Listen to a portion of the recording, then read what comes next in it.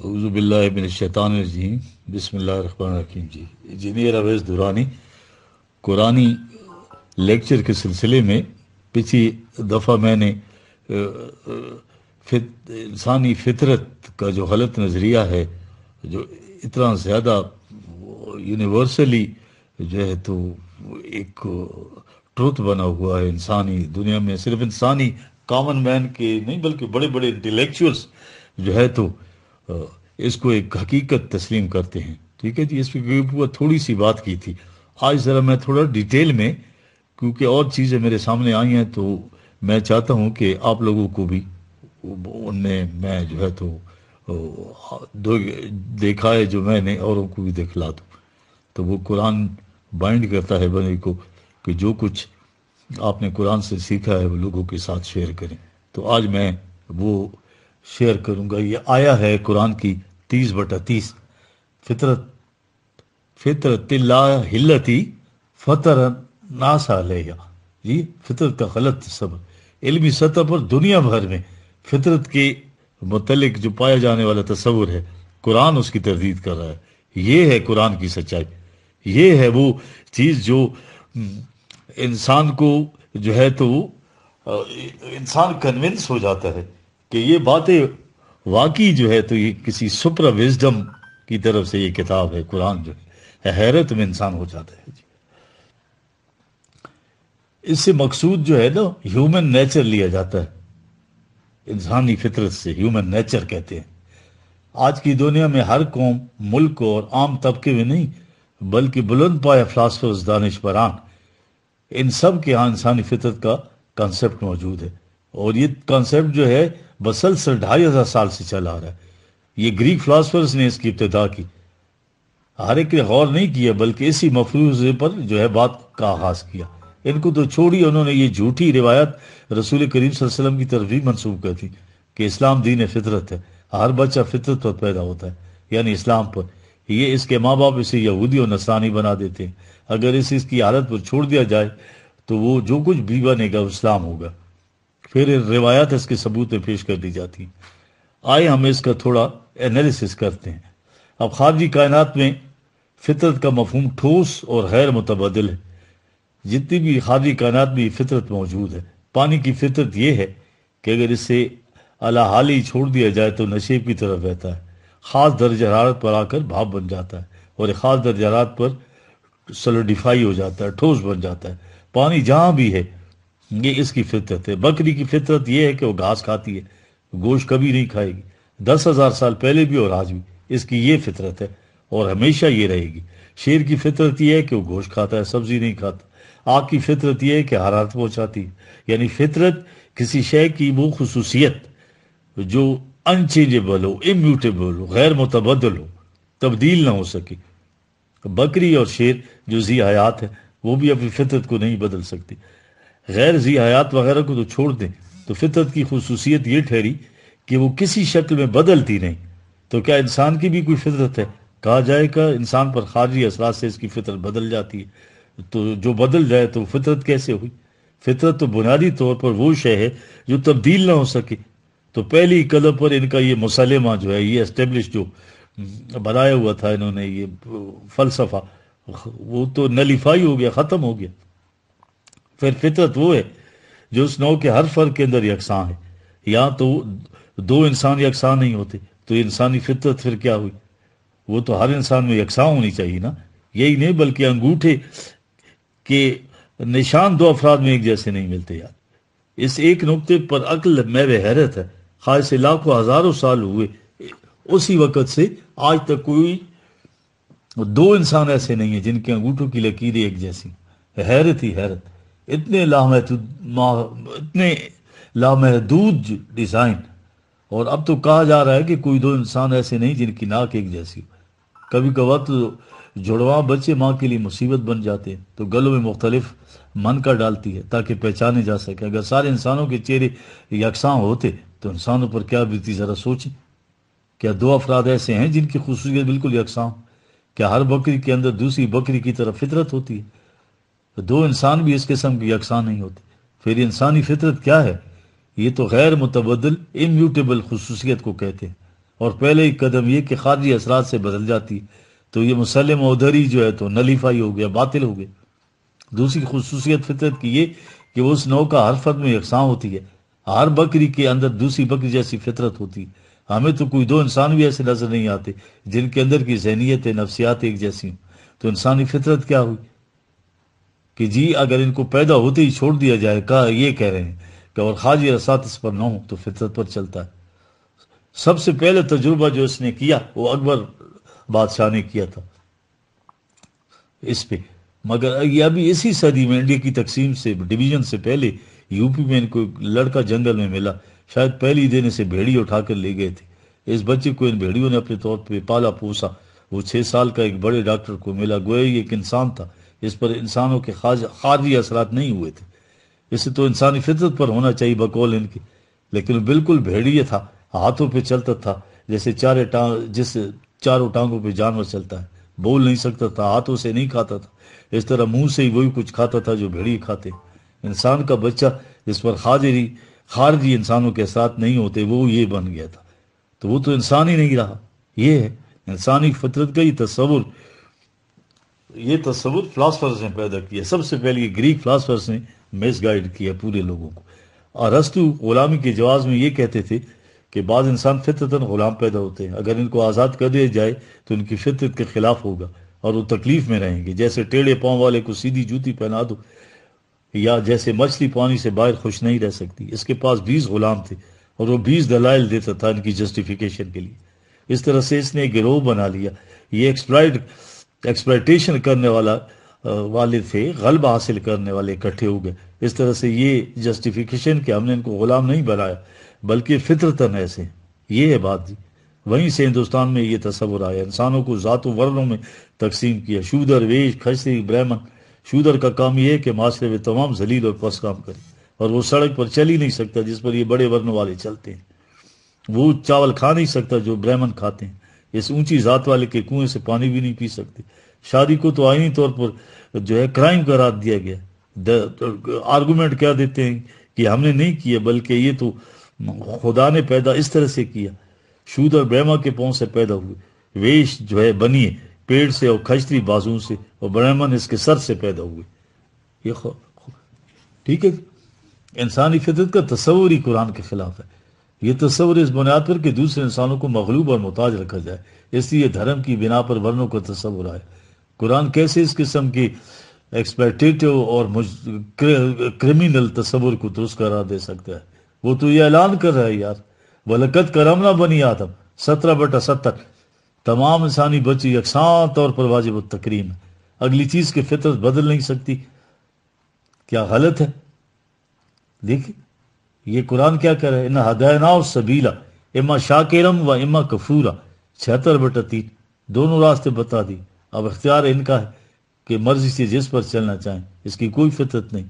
جہاں فطرت ہو وہاں چوائس نہیں ہوتا، اختیار و ارادہ نہیں ہوتا، امکانات نہیں ہوتے۔ جہاں دونوں امکانات نہ ہوں تو وہ ظلم اور استبداد ہے یار۔ کائنات میں اختیار و ارادہ کسی کو نہیں دیا گیا بجز انسان کی۔ سخر لکم ما فی السماوات و ما فی الارض اصبح علیکم نعمہ ظاہرۃ و باطنہ، 31/20، فمن شاء فلیؤمن ومن شاء فلیکفر، 18/29۔ کوئی پیغمبر فطرت رکھنے والے کسی شے کی طرف نہیں مبعوث ہوا۔ جو فطرت کی شے کسی کے اندر ہو تو اس کے لیے کسی خارجی تعلیم کی ضرورت تو ہوتی نہیں یار۔ کائنات میں جتنی بھی چیزیں سب کے اندر انگرین کر دی گئی ہے، وہ چیزیں اسی پہ مجبور ہیں چل رہے ہیں، ان کی فطرت ہے۔ یہی وجہ ہے کہ انسانوں کی طرف کوئی رسول نہیں آئے۔ خالق کی فطرت نے ایک معینہ راستے پر چلنے کے لیے ان تمام کو جو ہے مجبور پیدا کر دیا، تو ان کی کوئی رسالت کی کیا ضرورت ہے؟ یہ تو انسانوں کو چونکہ چوائس دیا ہے تو ان کو رہنمائی کی ضرورت ہے، تاکہ ایک یکساں تعلیم کے ذریعے اپنی مرضی سے یہ اس کو اڈاپٹ کریں، تو یہ گروہ ایک امت یا جماعت بنے، ایک مقصد اور نصب العین رکھنے والی، اپنے ارادے سے نہ کہ مجبوری سے۔ ان کا یہ تصور غلامی، ورنوں اور اب سرمایہ دار نظام میں لوٹ گھسوٹ اور استحصال، جن کو یہ مذموم اور جرم ہونا چاہیے تھا، اصل تباہی اور بربادی کی جڑ یہ ہے، یہ تصور جو ہے۔ اب ملکیت کو انسانی فطرت قرار دے رہے ہیں کیپٹلسٹ، تو اس کی تسکین کے لیے زیادہ سے زیادہ کرنے کا مجرمانہ جواز تلاش کر لیا، جیسے اب اسے روکنا ایسا ہوگا گویا پانی کو روکو تو سیلاب بن جائے گا۔ یہ ہے ان کے دلائل۔ اب یہ فطرت کے تصور کے جو سرمایہ دارہ نظام کو پروان چڑھانے میں معاون تھا تو اسے اتنا پھیلایا کہ عین فطرت انسانی قرار دے دی گئی۔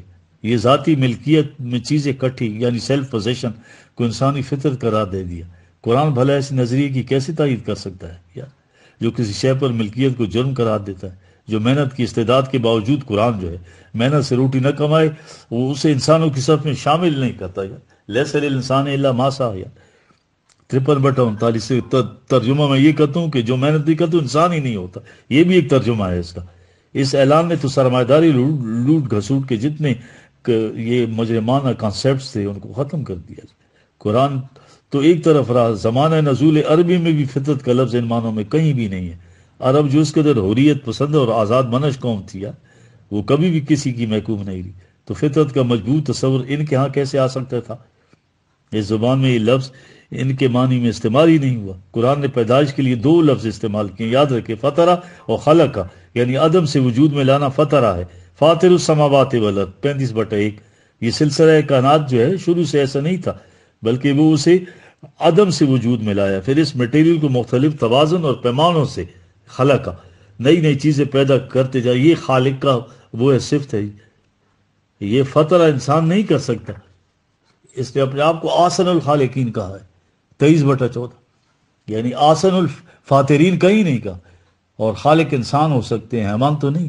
اور فطرہ سے مراد وہ قانون خداوندی جو کسی شے کو عدم سے وجود میں لایا۔ اب یہ ہمارے ہاں کیسے ہوا؟ عباسیوں کے میں جب یہ گریک فلسفے کا ترجمہ انہوں نے عربی زبان میں ہوا نا، تو انہوں نے کہا یہ نیچر کا لفظ عام طور پر چلا آ رہا تھا ان گریک کے ہاں، ادھر عربوں کے ہاں یہ اس معنی میں تھا ہی نہیں۔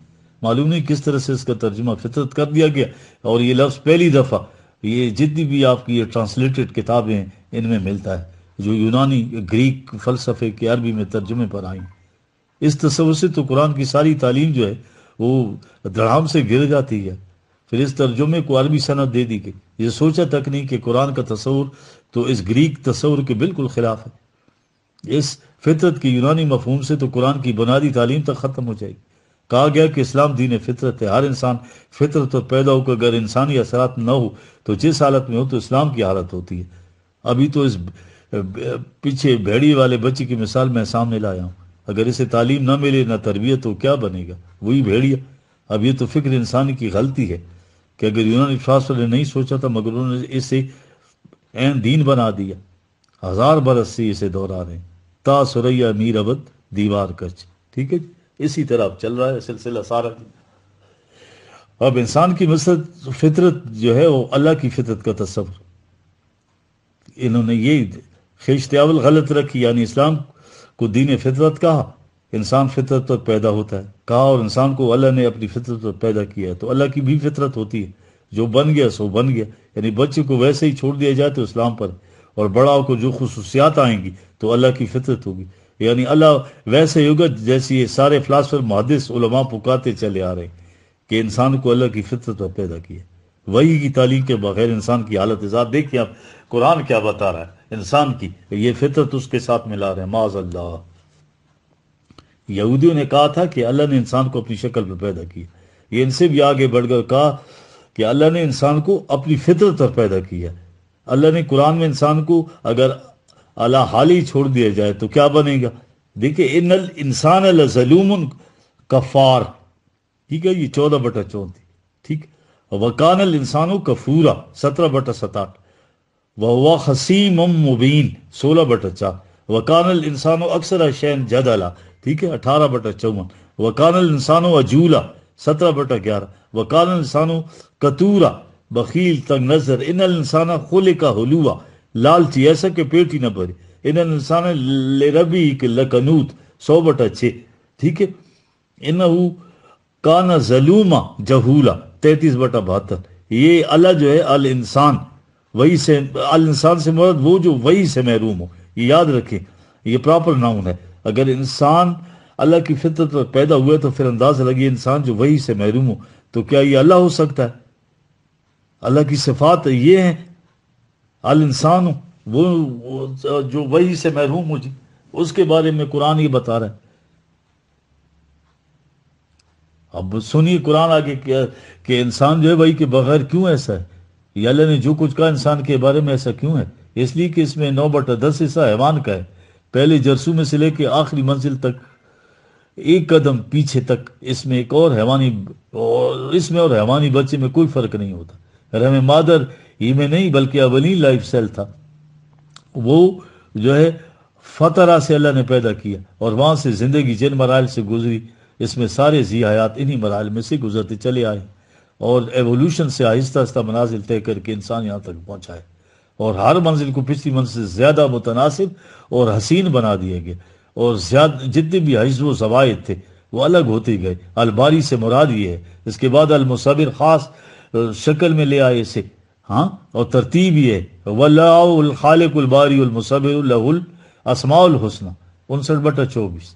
اب اس میں اور حیوان کی طبی زندگی میں کچھ فرق نہیں. اس کے بعد ارادہ اور اختیار کا عظیم تحفہ وَنَفَخَ فِيهِ مِن رُوحِهِ، ٹھیک ہے، 32/9. یہ تھی الوہیاتی توانائی، یعنی اختیار و ارادہ جو اللہ کو حاصل تھا اب انسان کو دے دیا گیا. اس کے بعد خلقن آخر، ٹھیک ہے، 23/14، اور یا خلقن جدید 34/7. اب یہ باقی مخلوق سے بالکل الگ ہو گیا. اب اس اختیار و ارادے کو صحیح استعمال کرنے کے لیے وحی کی ضرورت آن پڑی. اگر باہر سے اس ہدایت نہ ملے تو حیوان کا حیوان ہے. حیوان کی قوت تو محدود ہوتی ہے، یعنی شیر جیسا کبھی تیزی سے بھاگ سکتا ہے، مگر اس کی حد سے اونچا بکرا کھڑا بھوکا مرا تو یہ اس حد تک نہیں پہنچ سکتا. دیکھ رہے ہیں کائنات میں ہر شے کی صلاحیت کی ایک لمٹ ہے یار، اس سے آگے وہ نہیں جا سکتی، اس لیے وہ آزاد نہیں بنا سکتی. یہ ان گریک فلاسفر نے انسان کی حدبندیاں دی ہیں کہ یہ حیوان ناطق ہے. یہ بات تو غلط ہوئی. طوطا بھی تو بولتا ہے، اسے کوکنگ اینیمل کہا، اور یہ اوزار بھی بنا سکتا ہے. ہاں جی، یہ ہے بڑی خصوصیت انسان کا. چھوٹا سا بچہ ایک ڈانگ سے درخت کا اوپر والا پھل توڑ دیتا ہے، مگر بکری بھوک سے مر جائے گی، اس کی رسائی ان پتوں تک نہیں ہو سکتی. اس قوت تخلیق نے اس کے دائرے کو بڑا لامنتہا بنا دیا. اسلحہ دیکھے ایک بم سے ساری دنیا اڑا کر رکھ دے. اس میں بھی وہ حیوانی جبلت تحفظ ہے کہ سیلف پریزرویشن، تحفظ اغلب، سیلف ایگریشن اور نسل بڑھانا، سیلف پروکریشن، یہ تین ہر حیوان میں یہ ہوتی ہیں. انسان میں اور حیوان میں کامن ہے یہ چیز، سیلف پریزرویشن، سیلف ایگریشن اور سیلف پروکریشن. اس لیے اس حیوانیت کو روکنے کے لیے اس کے رویے کی ایک حد باندھ دی جائے، یہ اقدار دے دی گئی. چونکہ قوت محدود تھی اس لیے اگر اپنے آپ کو ان اقدار کا پابند نہ بنائے تو پھر جگہ جگہ ظاہر الفساد فی البر والبحر ہوگا. 30/41. اب کہا یہ ہے کہ یہ تصور کہ انسانی فطرت ہے، اسلام دین فطرت ہے، اور یہ کہ اللہ نے انسان کو اپنی فطرت پر پیدا کیا سراسر باطل اور قرآن کی تعلیمات کو منہدم کر دینا ہے. سمجھ گئے جی آپ؟ اب انسان کے متعلق قرآن میں مشیت خداوندی کیا ہے وہ دیکھیں ذرا. فطرت کا تقاضا تو یہ بھی ہے کہ ہر نوع ایک جیسی ہوتی ہے. مثلا بکری ایک نوع ہے اور انسان بھی ایک نوع ہے. انسان کے متعلق کہا کیا وَلَوْ شَاءَ رَبُّكَ لَجَعَلَ النَّاسَ أُمَّةً وَاحِدَةً وَلَا يَزَالُونَ مُخْتَلِفِينَ. 11/118. اگر ان میں بھی فطرت رکھ دی جاتی تو یہ بھیڑ بکری طرح ایک نوع ہوتی، مگر ہماری مشیت نہیں تھی، ہمارا پروگرام نہیں تھا، اس لیے اسے بیچ میں سے الگ نہ کر دیتے. رسول سے کہا وَلَوْ شَاءَ رَبُّكَ لَآمَنَ مَنْ فِي الْأَرْضِ كُلُّهُمْ جَمِيعًا 10/99. تو کیا یہ ڈنڈا استعمال کرے گا؟ افانت تکرہ الناس حتی یکونوا مؤمنین 10/99. کیونکہ یہ تو حیوان کا درجہ ہے، ہر حیوان مومن ہوتا ہے، لیکن اللہ نے ان کو مومن نہیں کہا کیونکہ مرضی سے ایمان نہیں لائے. سمجھ گئے آپ بات؟ وہ تو ایمان لانے پر مجبور ہے. اللہ نے انسان کے اندر فطرت نہیں رکھی، اسے خود مومن اور کافر بننا ہے. ٹھیک ہے، وَهَدَيْنَاهُ النَّجْدَيْنِ 90/10. فَمَنْ شَاءَ فَلْيُؤْمِنْ وَمَنْ شَاءَ فَلْيَكْفُرْ 18/29. راستہ بتا دیا گیا. یہ ارادے کو استعمال کر کے ایمان لائے. اگر اسے مجبور کر کے ایمان لانا ہوتا تو یہ ایمان کے درجے پہ ہوتا، یہ مومن نہ ہوتا. انسان کے لیے شرف انسانیت کا معیار یہ ہے کہ جب انسانیت کا تحفظ خطرے میں پڑ جائے تو یہ جان اور زندگی کو محفوظ رکھنا شرف انسانیت نہیں ہے، بلکہ اس مقصد کی جان دے دے اور حیات جاوید مل جائے. وَلَا تَقُولُوا لِمَنْ يُقْتَلُ فِي سَبِيلِ اللَّهِ أَمْوَاتٌ 2/154. صحیح اور غلط کا معیار قرآن نے بتا دیا. وَمَا مَا يَنْفُعُ النَّاسَ فَيَمْكُثُ فِي الْأَرْضِ. ہر وہ عمل جو انسانی فلاح و بہبود کے اسی کو دوام حاصل ہے، اور یہی اصول کار فرمائے ساری کائنات میں جگہ جگہ in every walk of life. انسانی دنیا میں جنگ و جدال کی وجہ جواز کیا ہے؟ قرآن یہ بھی بتاتا ہے دنیا میں قیامت کیوں برپا ہے، ساری دنیا جہنم بن گئی، کیونکہ انسان نما حیوانوں کو ان کی جبلت پر چھوڑ دیا گیا، اس کا پیٹ ہی نہیں بھرتا، جانو تو کھا کر باقی چارے کی طرف دیکھتا نہیں، مگر یہ 99 کے چکر میں ہے۔ جمع مالم و عدد، ٹھیک 104/2۔ اگر اللہ کی فطرت ہے تو خیر و شر کی تمیز تو ہونی چاہیے۔ خیر کو تو یہ مانتے نہیں، مگر یہ جو کہتے ہیں کہ خیر اور شر انسان کے اندر ہے، تو ہر انسان کا وہی تصور ہوتا ہے نا، ہونا چاہیے نا، مگر ایک انسان تو وہ ہے جو کیڑوں کو مارنی شر سمجھتا ہے، مسلمان کا بچہ مزے سے لے کر ہڈی چباتا ہے، مگر ہندو نہیں کرتا ایسا۔ اگر خیر اور شر کی تمیز اس کے اندر ہے تو دونوں جگہ ایک ہی چیز خیر ہونی چاہیے نا، اگر شر ہے تو ہر ایک کو شر ماننا چاہیے۔ یہ تو ان کے یہاں خیر اور شر ریلیٹیو ٹرمز ہیں کے طور پہ استعمال ہوتے ہیں، جب حب الوطنی کا تقاضا ہو تو وہی شر دوسرے ملک کے خلاف خیر ہو جائے گا۔ یہ انسانی جذبات دراصل حیوانی زندگی کی جبلتیں ہیں۔ تصوف آیا تو اس نے جذبات کو فنا کرنے کا نعرہ دے دیا، سیکولرزم آیا تو جذبات کی تسکین کو جو ہے مقصد انسانیت ٹھہرا دیا۔ قرآن کہتے ہیں سب باطل، بل تبا الذین ظلموا آواہم بغیر علم، ٹھیک ہے 30/29، وہی کے بغیر ان کی تسکین سے فساد پیدا ہوتا ہے، ٹھیک ہے۔ جذبات کو وہی کتابیں کرو تو امن اور خطرات ختم ہو جائے، امن قائم ہو جائے گا۔ یہ سارے تصورات جو ذہن انسانی کی اختراع یہ دوسرے سے مستعار لیے گئے ہیں اور قرآنی تعلیمات کے راہوں خلاف ہے۔ اب آیا دین قیم، کہ دین قیم فطرت اللہ 30/30، اللہ کا قانون تخلیق جو ہے ساری کائنات پہ کار فرما ہے۔ فطر الناس علیہ 30/30، انسانوں کو بھی اسی قانون کے تحت پیدا کیا گیا، یہ الگ مخلوق نہیں ہے، اس لیے کچھ اور قوانین ہیں، ان قوانین کے تحت اسے بھی عدم سے وجود میں اور دیگر کائنات کی طرح لائے ہیں۔ لا تبدیل لخلق اللہ، ہم نے اس کے لیے کوئی الگ قانون نہیں بنایا، وہی قانون ہے اس کے تحت باقی کائنات کو بنایا۔ ذالک الدین القیم، یہ ہے دین قیم، ایسا راستہ، ایسا قانون جس پر چل کر انسان کو استحکام مل جائے گا۔ قیم سے یہ مراد ہے، ولیکن اکثر الناس لا یعلمون، یہ تقلید اور جہالت کی بات نہیں ہے، مگر اکثریت آنکھیں بند کر کے چلی جا رہی، تو یہ علم کی بات ہے، اس کے بغیر تو ایمان آ ہی نہیں سکتا۔